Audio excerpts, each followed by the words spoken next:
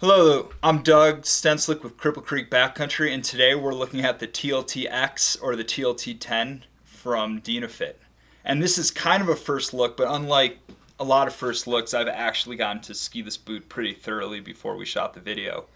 Uh, this boot has a long history. The TLT series goes all the way back 40 years to when Dynafit just started making boots or touring boots. They've actually been a boot company long before they were ever associated with alpine touring. They used to just make race downhill boots. So rich history, and I remember very well when the TLT 5 came out because I was so excited that finally there was like an ultra light boot. It didn't fit me at all. It was the worst fitting boot I ever had. I think it had about a 98 last and it totally crushed my foot. But when I first opened it up and put it on the shop, I worked in it all day because I was so excited by how easy the boot moved. Since then, so many companies have come out with light 1,000-gram-ish boots with great range of motions, all trying to catch up to that original TLT 5. Dynafit went from the TLT 5 to the TLT 6 to the TLT 7 to the TLT 8, and then, thinking they were clever like Apple, they would just skip 9, hence the TLT 10 that we're looking at here today. What I found most impressive about this boot, after trying everything in the long line, is it is a really nice fit.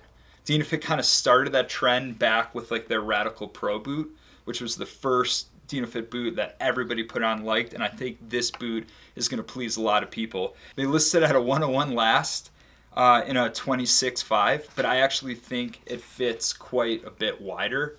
And especially this toe height here that we don't normally talk about. It's got like ample wiggle room up and down for the toe.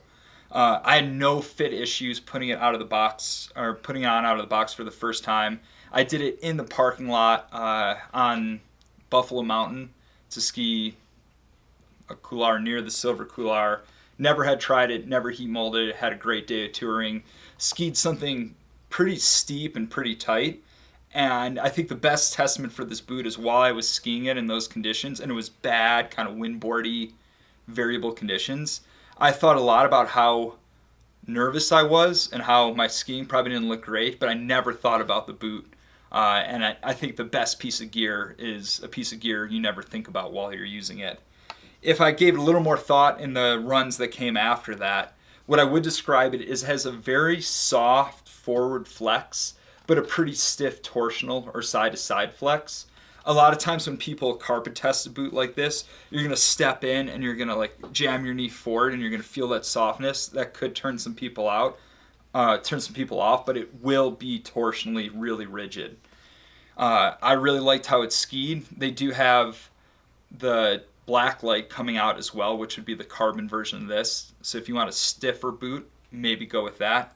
But looking at the TLT 10, which early released in North America this year, what's really noticeable is they went away from the speed nose. It's still pretty recessed back in the boot because they're still trying to keep that pivot point of the Tech Fits as far back to have the most natural stride you can. But they finally surrendered. It's a fully crampon compatible boot. It's not going to fit in your Marker Kingpin or your Solomon shifts, even with this little toe weld on it. But for crampons and ski mountaineering, they heard their customers. A lot of people like that. As for the walk mode, it's got the one buckle throw, which actuates the pin and opens up the whole cuff. That was all the way back to the TLT 5. They keep improving on it a little bit. It has another thing on here that I really like, which is you can just pop off this like a buckle and get in and out of the boot. So you can set your tension where you want it with the Velcro, and that'll keep it the same for every tour after that, so you're not monkeying around with the Velcro to get it there. The most impressive part of the fit, I thought, was their Moz system here, and that's their own proprietary, I'm sure I can't use the word boa, but it's a twist and wind situation. What's different in this from any other boot I've tried with a similar closure system is this is actually attached to its own piece of material that's under the shell, so it's not just trying to pull the hard plastic shell together with a crank. There's another fit piece in there, and you really feel it evenly pressuring the top of your foot. And Other boots that use a crank system, I think you have to have it within a millimeter or two of the tightness you want to ski it at, which makes getting in and out like pretty difficult. And getting it, like, you have to really spend time fitting it in the shop. This one is going to fit a lot of people really well right out of the box. Pretty liberal instep, and I would say a medium tight heel in the back. Also notable is their Ultralon foam liner, which is a different liner than I've ever seen them use before. It does give a great heat mold. It has way more support to it than if you ever skied the TLT 7 or the TLT 8 in recent editions.